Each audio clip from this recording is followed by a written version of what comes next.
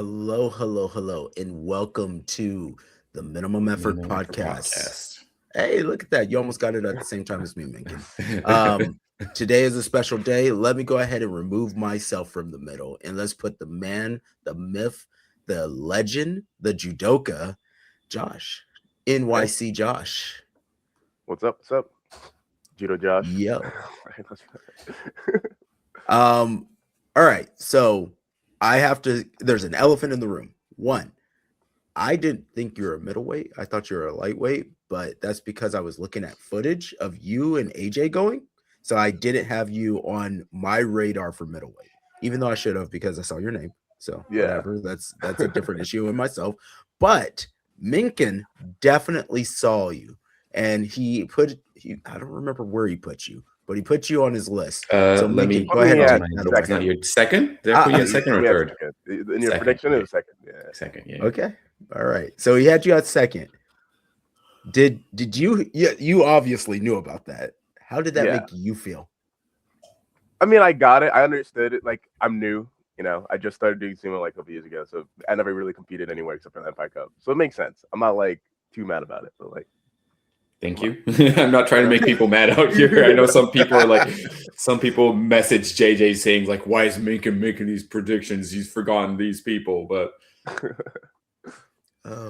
what I'm so many. still confused about is how you thought I was lightweight. Okay, so the reason I thought you were lightweight is because I only saw you in clips, and as I was looking at the clips, I never thought about weight. I just see you going with AJ, and I know you're smaller than Dan. So, so the reference is so crazy in my head, and I'm like, oh, okay. And you know when you just don't give any thought to it, you're like, and then especially like you, Brian, I have a hard time telling what, like, you guys are so long that my brain can't process. I'm not tall, so that's where I could tell, like, short thicks, I know exactly where they fall. But long and not so much. So that's my issue.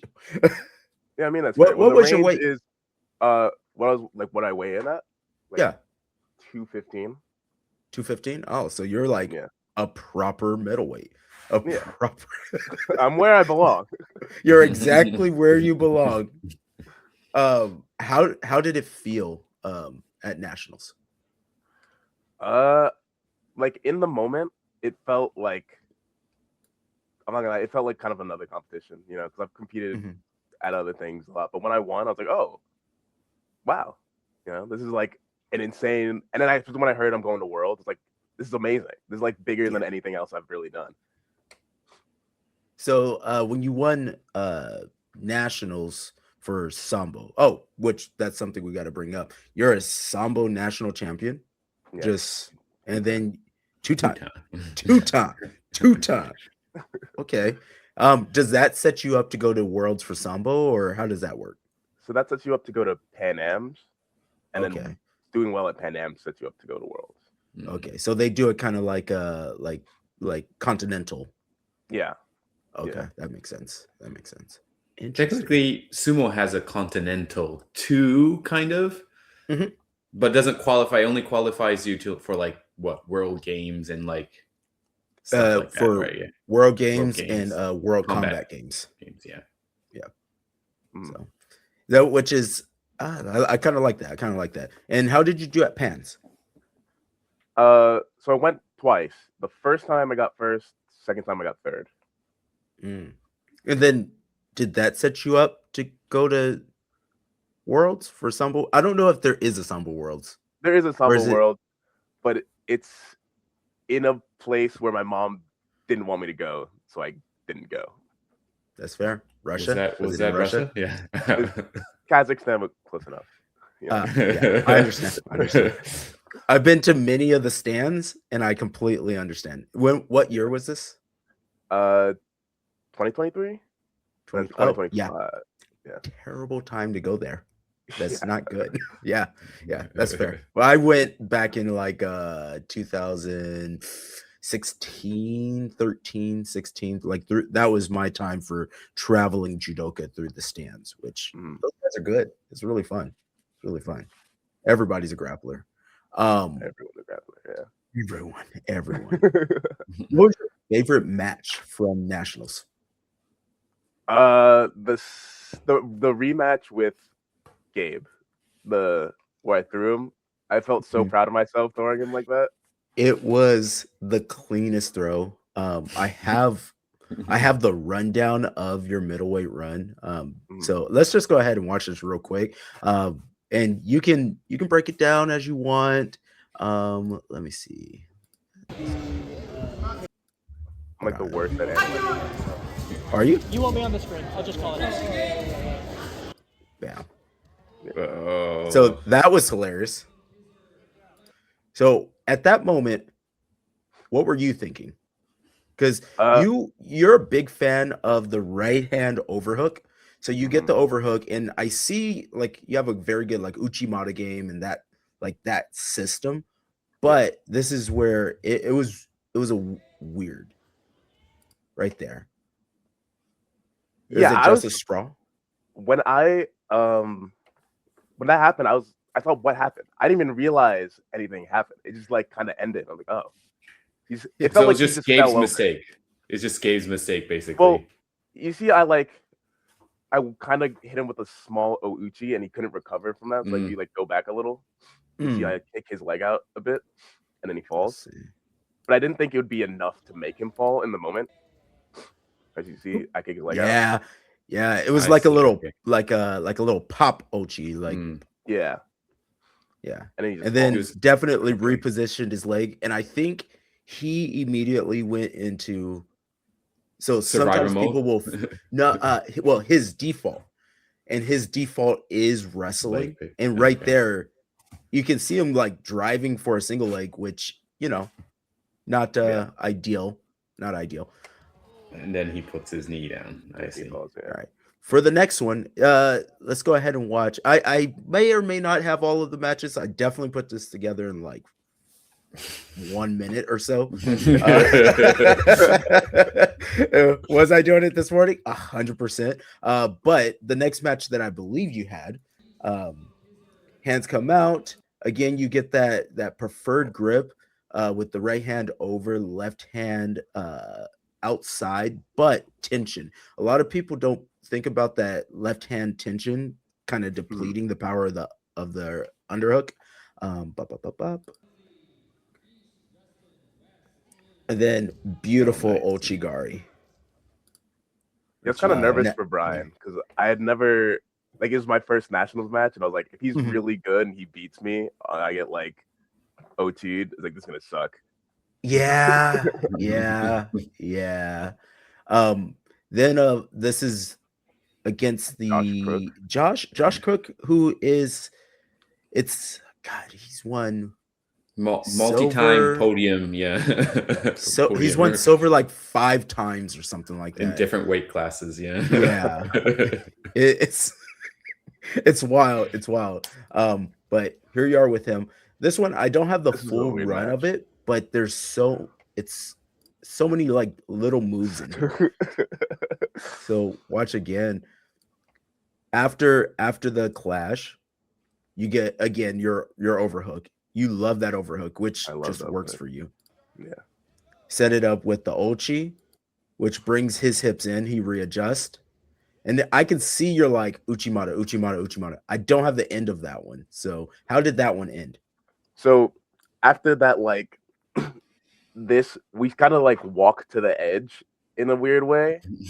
Then I like, we're at the edge. I got to do something. So I turn him to the outside and I throw him on Horai Goshi.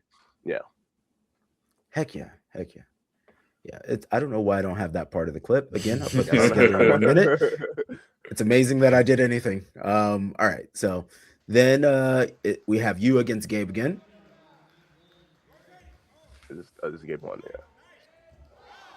That is the weirdest. It is close. Watch it again. So At this point, what are you thinking? So, oh man, you could see your knees hovering. He's deep within dead body. This is a redo. Was this at least was there a mono-e on this? Yeah. Oh yeah. Okay, good. Yeah, I was gonna say like this is way too. And they had a rematch. Okay, it was a rematch. Okay. Yeah. Because at this point, you see hovering. I think as soon as Josh's knee touches, Gabe's body is flat, like off. His feet are off the ground, right? Yeah. So it has to be a rematch. Yeah, because that's how the rule is, where it's like if they're like just like both your bodies are dead. Basically, at the point when your knee touches the ground, Gabe's body is dead. Yeah, he's at the point of no return, right? Like there's no way for him to, and he's not in control of the situation, right? Sometimes they'll move that rule around if somebody's in like, I don't know, like a crazy back bend and they're about to do like a Uda style throw or something like that. But this one was the best call. I'm really impressed by the referees and the Gyojis. Everybody flagged when they wanted to. Because that's kind of the job. They're like, hey, I think there was an issue. And this is all from the review cameras. So everything we're watching is review camera, which is almost exactly what I saw. And me and Tom were looking like, that was crazy. All right. And then I believe this next one is the follow-up. Yeah.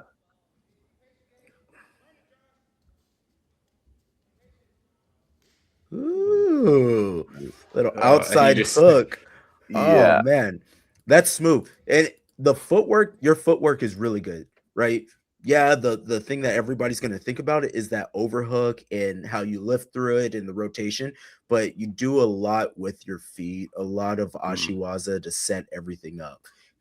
Really clean here. That's kind of one thing I did want to mention that his head hit me in the nuts at the end of that. That hurt really bad at the end of that match. You didn't show it. You didn't show it at all. Can we see? Can you scroll back to see the head nutting? I mean, yeah. Let's see. Was it there? Right there. When his head at the end, right at the end, where he spins to the ground. Okay, and he gets back up, basically. Oh, there it is. Oh no. Oh, well, what's crazy about it is you generated so much rotation for him. He stood back up. Mind you, every time you get him with this like variation of Uchimata, he like sits up like a kid again. Yeah. He sat up and he started clapping. I really appreciate that. Like him, like that's good sportsmanship. That was on this one. Yeah. Oh wait, no. Was it this one? It is this one. Yeah. It is this one. Yeah, at the very end. Did I get it? There it is. There it is. Oh, I see you holding it. But that was the last match, right? So at least that was the last match. You didn't. Yeah, that was that one. Yeah. That was the last middleweight match. Yeah. I didn't clip up your open weights just because I did it in 1 minute. So, that is what it is. I do want to say, how did you start doing judo? Sumo? No, actually, no. Let's go back. Yeah. How did you start doing judo? So, was it sophomore year of high school? My friend just invited me to his judo club. I went, and I just loved it ever since. Like, it's a very simple story. My best friend at the time, he invited me. I went, had a great time, and I kept going. How'd you cross a stream into Sambo? Sambo, so my judo coach just told me to compete at Sambo Nationals one year, and then I went. Yeah, I was just like, okay. Like, yeah, we're doing Sambo. We're preparing for Sambo Nationals. And you're going? I'm like, okay. And I went. Is this the same year that you won? Yeah. So you have a record of showing up for your first nationals and winning it. Yeah, actually. Going to random other grappling sports and then competing and winning. Like I did Swai Jiao like 2 months ago, and I won that Swai Jiao tournament. Oh, nice. Heck yeah. And then what got you into sumo? Because I feel like that stream doesn't really keep going. Your judo instructor probably wasn't the one. Yeah, it was me. For a while, but like, before I started, it was like 2 years ago. I was obsessed with just watching clips on YouTube, and then I watched Hinamaru Sumo, like that anime. I was like, I gotta try this, and I just came across New York Sumo Club on Instagram, and I had to go. So then I just started. Who was your first match? Right. I think it was AJ. AJ's always been there since I started. So I love going with AJ. I know. I'm telling you, I've seen so much footage of you two going. And he's an undersized lightweight. So in my head, I'm telling you, I'm just trying to justify my own mindset on making you a lightweight. When you compare everybody to AJ, you look, and well, not everybody, but anybody that doesn't have what are you doing? Like what are you extra doing? fat on them looks like they're This is lightweight. true. This is true. Yeah. He has no fat. He's getting so much bigger, but it's all muscle. I'm like, bro, can you like I don't get it. I don't know, eat some hot Cheetos or something, man? Come on. Oh. So how do you feel about Worlds? I don't really have any thoughts about it right now. I know when it comes up, I'm gonna be super nervous, but right now, it's just like, I'm going to Worlds. It sounds fun. Like I'm gonna have a good time. Have you watched previous year's Worlds and what the competition you're looking at? I know nothing about amateur sumo at all. I know zero names. I have no idea what's going on. I'm just gonna go. I don't think that the names are important per se, but I do think that the physicality and seeing how they approach. What I will say is that I believe you're going to do well. I think that you're within a space. I see the way that you grapple. I see your grappling intelligence. So in the heat of the moment, the little micro movements that you do to adjust, I see all of those, and I'm like, this is dope. Mind you, apparently I've only been paying attention since national, so I mean, take it or leave it for that. But I do think that adding in a pushing game is going to be tremendous, especially with how long you are. But I also know as a grappler's grappler, that's the hardest thing to do. Yeah, because they're coming in and they're giving you the kazushi, right? They're giving you the kazushi. You're getting your preferred grip. You're going for your takoiwaza. Like everything's on point. But sumo, especially middleweight, the pushing game is going to be a little tremendous. I would watch last year's Worlds just to see what it looks like, just so you can see how they start. Once the grappling starts, no issue at all. But just that initial clash might be a little issue. Yeah, especially if they go for my face. I think that's something I need to start getting used to, because when Edibo came to our club, he pushed to my face a lot, and that was like, I'm not used to this. He really overwhelmed me with that. And he even got me with that at national too, like starting with pushing to my face, and then me having a hard time readjusting. And I do like there is a little bait and switch that you do with the leg. Like you kind of leave the leg out there. You do the perfect tall man judo, tall man grappler, where you're like, it's here, and it looks like you want it. Everybody's like, I want it. And you're like, this is all a trap. This is all a trap. Yeah. And people know it's a trap. This is why it's hilarious that you got Gabe 3 times around. He's looking at the leg, and you're like 90% leg. He's like, I gotta go for it. And then it's just I absolutely love that, and I love the ashiwaza that you're doing in rotation, right? It's not stationary ashiwaza. It's all within rotation. Have you practiced on like a baseball field yet, or try to get a little sand under your body? No. Okay. That's going to be a part that it's not as big of a deal, but it does change a little bit. Because they use the clay at Worlds, right? Yep, they'll use clay, and the clay has sand over it, and they've gotten really good where they're not going crazy with how much sand and how much everything is on there. So take your time when you get up there, kind of walk around, feel the earth underneath you, and then just go, right? But a lot of people kind of freak out on like, oh, it's going to be so different. It's so different. It's not that different. And slide your feet. Most important thing is slide your feet. As long as you're sliding your feet, you'll be fine. It's going to be more slick than nationals. So the dojos that we use are super grippy. Yeah, they're super grippy. Like if you don't want to move, you can just grip down and not move. You can stick, which I find which I find super fascinating that that's the standard, but when you go to Worlds, it's almost the opposite. Yeah. Have you ever? What's the difference with like landing on like a clay? I mean, you're a judo guy. You can land. I mean, I don't even do any other martial arts, and I know how to land on clay. So it's it doesn't actually it doesn't hurt that bad. Like it's like it's falling on your head, you know. Yeah, it's kind of like doing judo in the park. Mm-hmm. Same feeling like as that. Landing on like grass, yeah, it's like landing on grass. It's not as heavy as concrete. It's not quite as soft as grass because for obvious reasons. But it gives a little. It's not too bad. You what about get floor burns though? Like if you land on your arm or like elbow or something. You can like sometimes they'll just like scrape. Open. Oof. And what about like falling off the like platform? Because at last year's Empire Cup, I fell off the platform like 3 times. It's pretty fun there, but because there's like a wood thing and a mat on the floor, but like falling off of a clay mat onto like whatever floor it is going to be. It sucks. It sucks. Don't do it.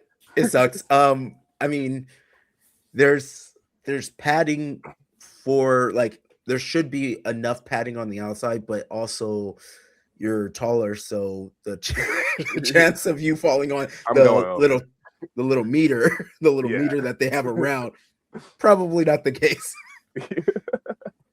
So instead, just use your ultra instinct, rotate them around, push them out. Good advice.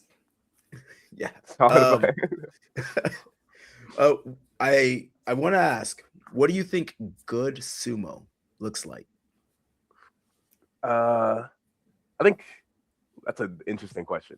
I think good sumo is, at the very least, you have to start with a clash in the middle. I think that is fundamental sumo.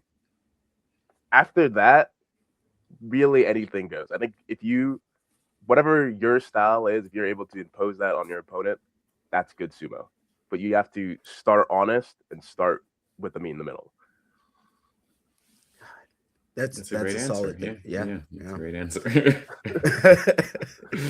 That's basically what you're supposed to do in sumo. Because that's also the most fun part. Running at somebody full speed, and clashing into, hoping that you can bounce, not bounce off of them, push them away, but push them away. I usually bounce off of them. You do bounce off, which makes it very funny. That's why you got to get the grip first. Bro, I'm telling you, it's almost textbook. I just boop, boom, and it's always collect in. You're never utilize, like a lot of people, especially when they're shorter, they're trying to occupy the space. I can already tell that's hell on earth with you. Hopefully we get to train soon. I know that Mountain Man Dan was like, come and work with Josh. I was like, I'm broken. We need a solid middleweight, because those middleweights at worlds are not middleweight. So how much we were just talking about this? I saw like the last time they cut down and there's ginormous. So. Yeah. Most of them are legit light heavyweights that cut down. So they're everybody except for like the real like super thick juice heads, which I'm not sure how you're passing the test. All of them are like about 6 to 6-ish. Like they're all big, like missing link strong. I think the biggest one is the Norwegian guy. Yeah, that Norwegian guy. What is he, like 6'4", 6'5"? He's like 6'4", 6'5", yeah. It's a very interesting division, especially on the world stage. They're so thick, which I feel confident. So Was there any habits that you had from judo that you had to kind of like cut out for sumo? I think the big thing that is still kind of there is I want to go for the opponent every single time. Oh yeah, like I really want to do it so bad, and it's like I gotta like rein it in or I'll get pushed out, because that's what happened with Josh Crook, because I tried to go for the throws, but then we stood up too much and we were just like walking towards the edge. It's like, okay, I gotta like readjust now, and, like focus. Yeah, that's a hard thing to kind of get out, because the ippon feels so good. It feels so good. And then when you see one, we're all like awkwardly trained where our arm goes up for an ippon. Like, like we're all trained. Like, even I'll be watching sumo and it'll be a good match, crazy. I'm like, dang, ippon. Right? I think that's the because you said it last podcast, I think, and AJ said it like the one time he was on, that like judo guys struggle to transition into sumo. I think that's the big thing that makes it hard for them. Because they think it's a judo match, because it also just feels so similar, right? Like, with wrestling or jiu-jitsu, it's like, okay, this is jiu-jitsu, this is wrestling. But when you have the belt, it's like, this is judo. It feels like judo. You go into it and it feels like judo, just without the top. And the mechanism of win is basically judo. You know, if you throw, it is an ippon. Yeah. So it's all the framework is there. I think that it took me a while to think about every like technique that I do, right? It could be me going for even like a legit like ippon seonage, like everything. You use it as kazushi or like a uchikomi. So that's like the setup for everything, which once I reframed it that way, my sumo got a lot cooler. It got a lot cooler, because then I'm like, oh, I might not get the perfect ippon, but I'm definitely getting like parts of a throw in, and then from there I'm going to get the win. So it might be it's because JJ's sumo has never been very dynamic. It's been you don't usually win with throws, do you, JJ? I used to. It used to be my big thing was all throws, and I had to abandon it because then judo, my brain will just sumo. go. Yeah, exactly. My brain will just go into judo. And when my first nationals at middleweight, that was the one where I was like, oh, I was tired. There was like chaos happening. We were running the event, and I went straight into like judo default, and I kept shooting for like uchimata. I just kept going. Uchimata is not even the technique that I do. Like that's not my move. I'm a left side uchimata, not a right side uchimata, and I just kept going for uchimata on the right side. I don't understand.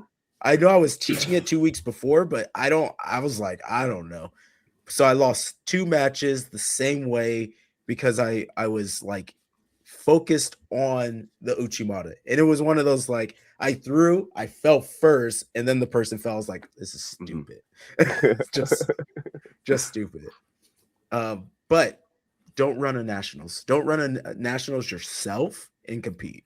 Right? Yeah. Like you got Dan. So Dan's gonna be, when you guys do get your nationals, Dan will run it. Dan's an engineer. He's way too smart.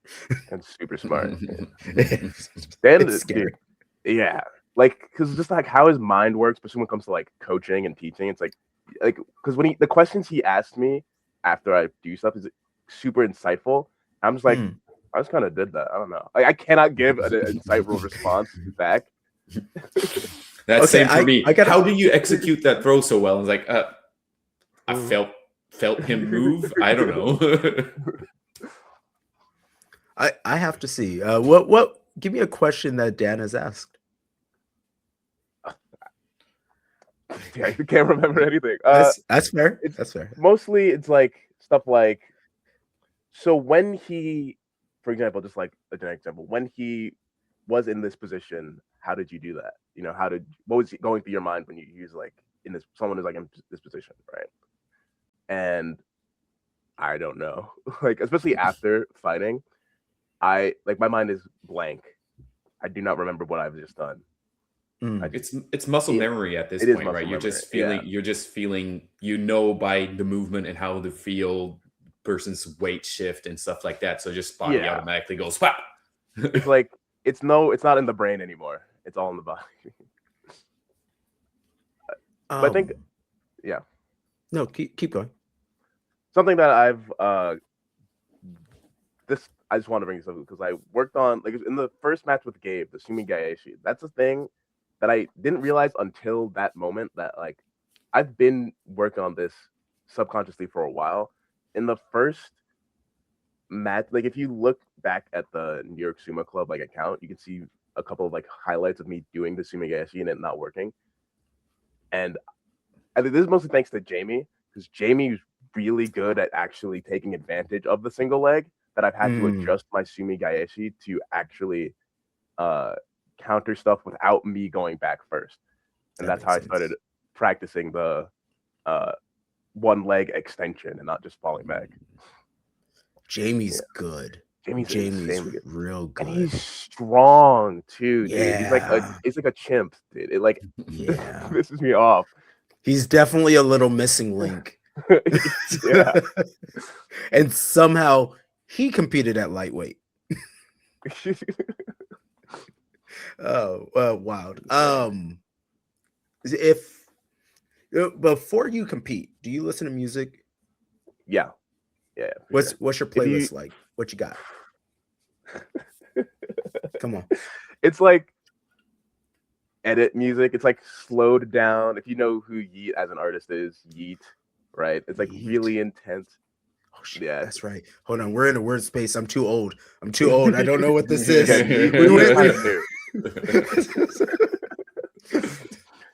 And in my head, I was like, I bet she's like listening to like 90s music. And in my head, it was like 90s hip hop, but then it'll add in some 90s rock. That's what I was thinking from your style. But I know. I was projecting. So now I'm learning about Yeet. Look up, he's really good, I think. Okay. Describe the music. it's borderline mumble rap, but shit. It's really it's intense though. It's like I imagine myself in an edit. I like to imagine myself in an edit. If you see me before my matches, you'll see me pacing back and forth, kind of like mumbling to myself, and it'll be me imagining myself in an edit and getting myself like hyped up. Okay. All right. How old are you, Josh? 22. That makes sense. Finally getting a bunch of youngings in sumo. It's taken a while. It's always been like 30 and 40-year-olds, and now finally we have me and Dominus guys in their 20s. Actually, me, Dominus, and Edibo are all. Yeah, Edibo's 23, early 20s, and me and Dominus are 22. Early 20s, yeah. Did you have a match with Dominus? No. Somehow I've that would have been avoided fun. Dominus in my entire life. we both did the WCS.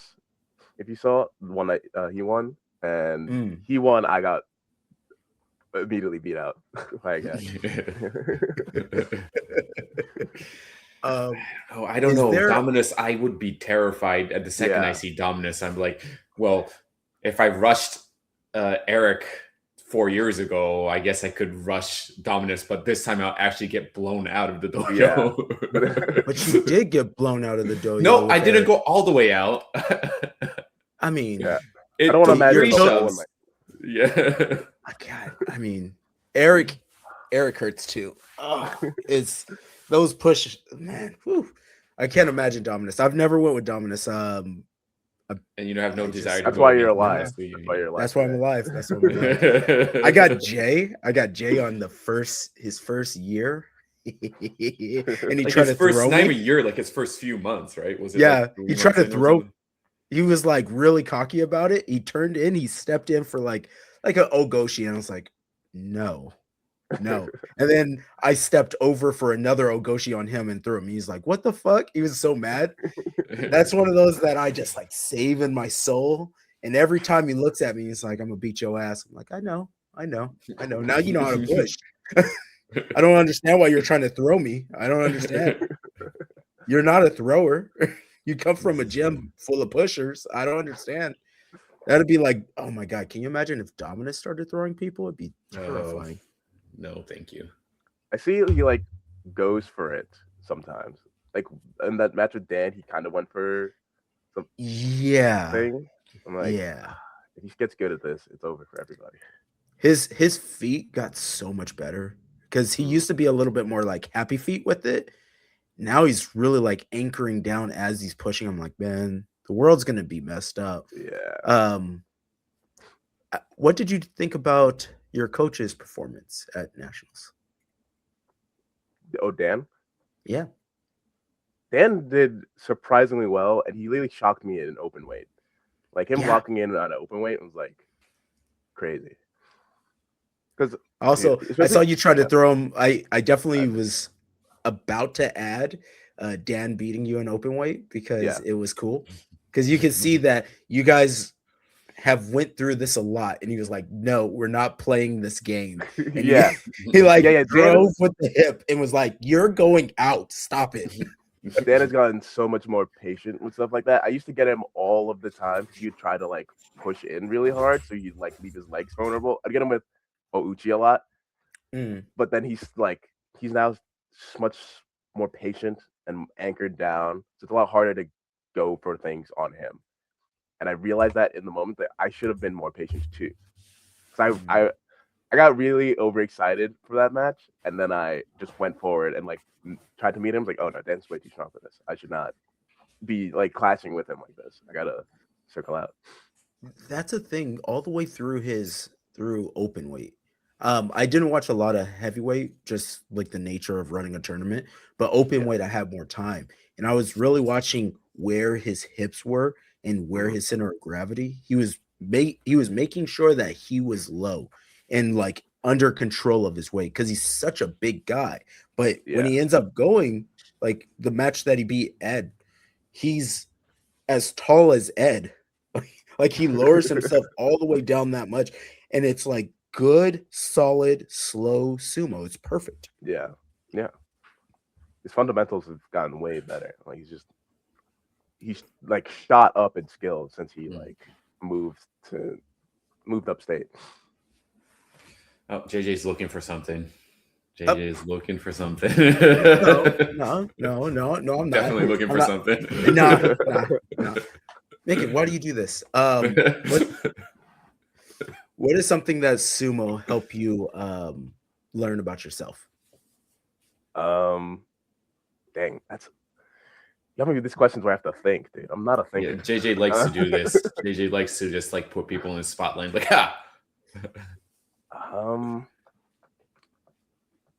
Dang, that's a good question. I think, well, this is kind of unrelated, but the main reason, a big part of why I went into sumo was to work with bigger guys. Because for judo weight classes, I'm under 100 kilograms, right? Which is basically just below heavyweight, right? And like all those guys are ginormous and they're strong, and I'm small and I'm tall, but I'm weak. I'm not like super jacked or anything. But being able to work with bigger guys all the time really helped me, understand the weight and work with weight. And it did also teach me kind of like more of my strengths and how to take advantage of my strengths more. Because having a setting where a guy is 300 pounds compared to a guy who's 220, but kind of like pretty strong versus a 300-pound dude having to work around that. You got some like big guys, like big guys, Adam, like legit heavyweights. Adam, you guys seen Adam? Adam Finn, he's ginormous, dude. It's insane. What did you think about Kofi's performance? Kofi? Yeah, Kofi. It's crazy that Kofi started sumo at the Empire Cup. He like didn't do anything before that. He showed up, got third place there, and then he came to the nationals, and it really did really good there. You know what I mean? Like, this is year one for Kofi. Yeah. And I was impressed by his repumbling. So after, like big guys, sometimes they'll push and then afterwards they'll just leave their feet behind. He did a good job of like pushing and then coming back, squatting down and then going again, which is a thing that it's not natural, like maybe he has a football background, maybe possibly. I would not know. He's a video game background. Hey, that's what I'm talking about. One of us. For judo, what's your favorite technique? What's your Tokoi Waza? I've started a lot of. I fully forgot the name of the technique, but what's fireman carry called? Kataguruma. Kataguruma. Yeah, I've been doing a lot of Kataguruma recently. Interesting. What's your setup? Are you under the arm? Are you do you do the high lift, the split? I'm under the arm from the inside, like their arms here, get it on camera, and I come under like this, and then drive with my shoulder. Nice. Yeah, it's interesting. So that was my favorite back in the day when we could grab legs. That's how old I am. I'm in the leg grabbing judo. I was back in that era. So there was this game called Rival Schools, right? And so it's like a Street Fighter 3D thing. This is before you were born. It came out because it was in the 90s and you're a youngling. But there was a character that was big, black, and he would pick people up and then from there like jump up and spike the person. I was like, oh, that's cool. Yeah. So this is the closest I could do. So I would go for Kataguruma and I'd squat all the way down, pick them up, and be like, it's over, and just do a cartwheel. How tall are you? Me? 5'9". Yeah. 5'9". Oh, okay. 5'9", JJ. 5'9". Hey, that's what my driver's license says. I don't. If it's not 5'9", it's probably 5'8". Okay. Sure. JJ, if you're 5'9", I'm 6 foot tall. Good job. Well, I guess you're 6 foot tall then. You're 6 foot tall, JJ's 5'9". I mean, there it is. Okay, let's go with that. What they don't tell you though, as you get older, you do get shorter, which is weird. True. And maybe you were 5'9", JJ. Maybe you were. Maybe. I don't know. At some point in time, I was measured at 5'9". So, but you're acting like you're not that old, right? You're only like JJ's 40 this year. Yeah. I'm 40. I'm 40 this year, but this is the problem. I've been grappling since I was 7. Yeah, so he's got a body of a 70-year-old.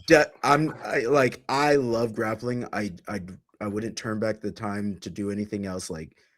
But it does beat your body up. It there's certain things where I'm like, I am just aware that things are a little different, right? Yeah. And I'm also realistic about my athleticism at my current age. And I don't want to take any shortcuts with my athleticism in this current age, right? So I see people like you in middleweight. I'm like, hell yeah, there we go. We got young, athletic, fucking super smart, understands the system, and a scrapper. Like, that's what I'm talking about. And your knees don't hurt? Oh, man. Oh, I didn't say my knees didn't hurt. You don't know what real pain is yet. They don't hurt enough. They don't hurt enough. They don't hurt. When your knees start hurting when you're going upstairs, you're like, this is supposed to be the easy part. But it's nature of the beast. Yeah. But I'm fully aware of, I think that people are supposed to be at the top of their level when they're at the space to compete at Worlds, right? And I see that in you. I see that in Dominus. I see that in Ed, obviously, right? Like I see it across the board, and we have so many people that are going to make a real impact at Worlds. Is this the youngest world team squad we will have? feel like it might be.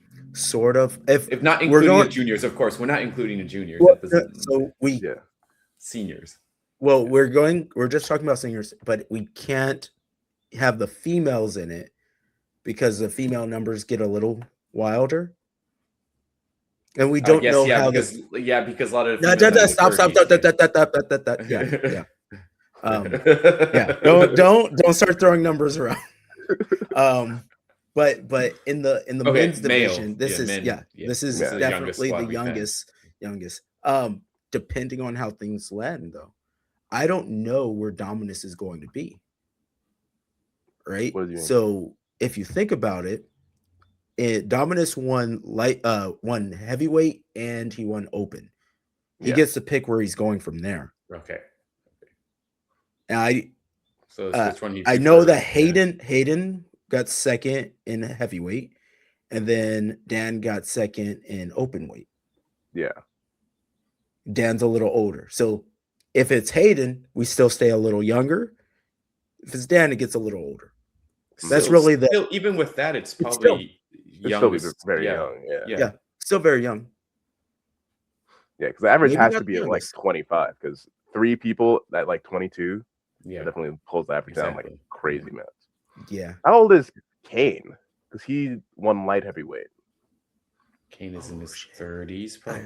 He's not in his 40s yet. No, he looks like he's in his 40s. No, he dyes the beard. Does he dye the beard? Okay. Definitely dyed, dude. It's split down the middle. Yeah, and he has fangs. He's in his 30s, then probably could be in his 20s, 30s. Yeah. He might be at the end of his 20s. Let's just say he's at the end of his 20s. So it's real wild. Well, yeah, that guy is good though. He how he handled Ken was insane, because Ken is absurdly strong. Yeah, I mean, and I think one of the elephants in the room is he beat Eric real good. Not see that coming. And Eric's good. Eric's real good. He has a very good pusher thruster style. It travels up from light heavy to heavyweight. He's fast. His hands are good. And he was picked apart by Kane. So the best guy won. I'm excited. I'm excited about Kane. Kane's going to go out there, and Connor Kane's going to go to where are we going? Is it Azerbaijan? Azerbaijan. Nobody knows how to pronounce that. Not even me. I don't know. Azerbaijan. Baku. I know Baku. Baku. Unless the world gets weirder, and then it's going to be default to Japan. Yeah. Just know that's always on deck. That's always on deck. People are forgetting. It's because Japan has the facilities, right? They don't have to specifically ship things over to do the stuff. They just can be like, okay, here we have a tournament at this location this day. You can use the same dohyo. Yeah. They'll have a tournament the week before or the week after, and they'll just set it up a little early. Yeah, which is dope. But I really want it to be in Japan. I want to go to Japan so bad. Hey, let me just say that all you have to do is just repeat next year. And it is.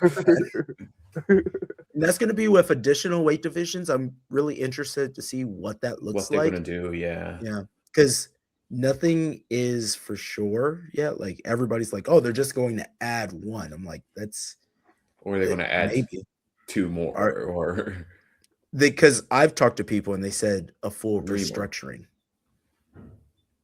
Which would be under 70, for the men, it will be under 70, under 77, under 85, under 92, under 100, and then under 115, and then over 115, and then overweight. Yep. If they're doing the European weight classes. If they do the European. That's a lot. I feel like that is a lot. More weight classes doesn't make sense for sumo, especially small. It doesn't make sense in the United States, but Europe has a very full the weight divisions that he just said. They have 30 people in all of those divisions. Yeah. And that's each country, different people. Yeah. And then they have the European Championships, or the European Cup or whatever they call it. But they have a very healthy competition scene. Mm-hmm. The United States is, I've been. We're filling up. We're filling up. It's way better than it used to be. It's way better than it used to be compared to 4 years ago, 5 years ago. Yeah. Or 10 years ago, definitely. Yeah. 10 years ago, it was a nightmare. It was just basically Canada. It's just appointing people. Yes, but I do think it is. I think the secret of growth for us is to develop a solid Pan Ams, because Brazil has a healthy sumo scene. So if we can like partner with them, and obviously if we do a Pan Ams, it would be in Brazil. Spoiler alert, that's a fun trip. So that'd be fun. They have multiple clay dojos. They have them in like stadiums already, which is wild. I don't understand how they have that, but yeah, actually it's cool. It works. But that could be, I think if we can start developing a Pan Ams, that will get us closer to filling in like Europe does. Yeah. But yeah. All right. Josh, I think do you have anything you would like to add before we end the episode? Well, I always have a question. Oh, you have your little question? My classic. For nationals, it was nationals question. All right, Josh, for the world championship, what is your goal? Well, to win. To get first. To win it all? The goal. To win it all. Middleweight. Yeah. Okay. Middleweight. Get first in middleweight. That's the goal. Because I can brag to everybody. This is true. Do you want to be on the team? Oh, on the world team? Yeah. No, like the men's team division. Oh, yeah. I didn't even think about that.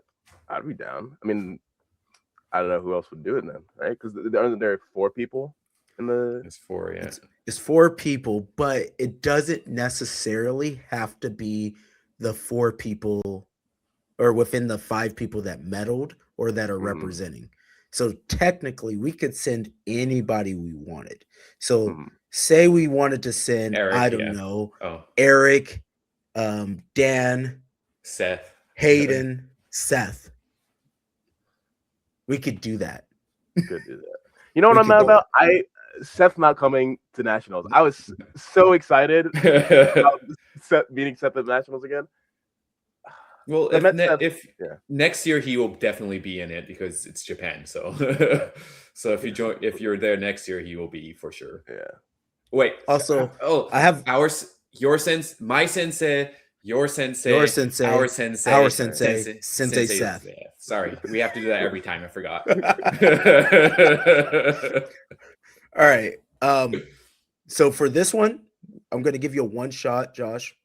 Go ahead and say, a phrase, a comment, plug something, tell people to come and try sumo somewhere, whatever you want.